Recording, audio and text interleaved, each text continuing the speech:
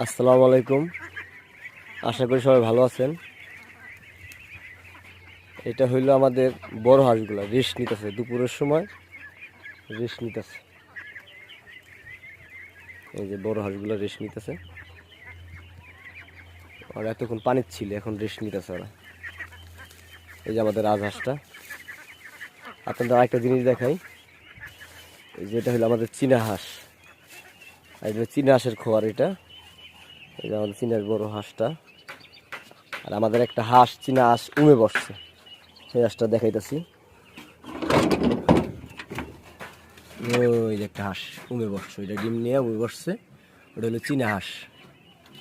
ওইটার হাজবেন্ড এই যে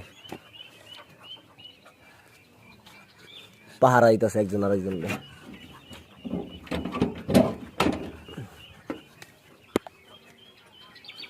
এই যে আমাদের পেয়ারা গাছে সুন্দর পেয়ারা ধরছে। এই যে এটা আমাদের আম গাছ, এটা যে আম ধরছে। পরে এই যে আমাদের পুকুর পাড়ে আরেকটা আম গাছ আছে, এটার ভিতরে মাশাআল্লাহ অনেক সুন্দর আম ধরছে।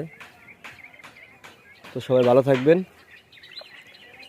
আর আমাদের জন্য দোয়া করবেন, যেন অবশ্যই আমরা এটা সাকসেস হতে পারি। আর আমাদের পরিকল্পনা আরও বড় আছে আরও, যেমন ধরেন আমাদের গরু তোলার চিন্তা ভাবনা আছে, গরুর খামার দেওয়ার চিন্তা ভাবনা আছে বাসায়। আর আমাদের বাড়ির ছাদের উপরে, ওই যে ছাদ দেখতেছেন, ওই ছাদের উপরে মনে করেন মুরগির ফার্ম দেওয়ার চিন্তা ভাবনা আছে। একটা মুরগির ফার্ম দিব, ব্রয়লার মুরগির।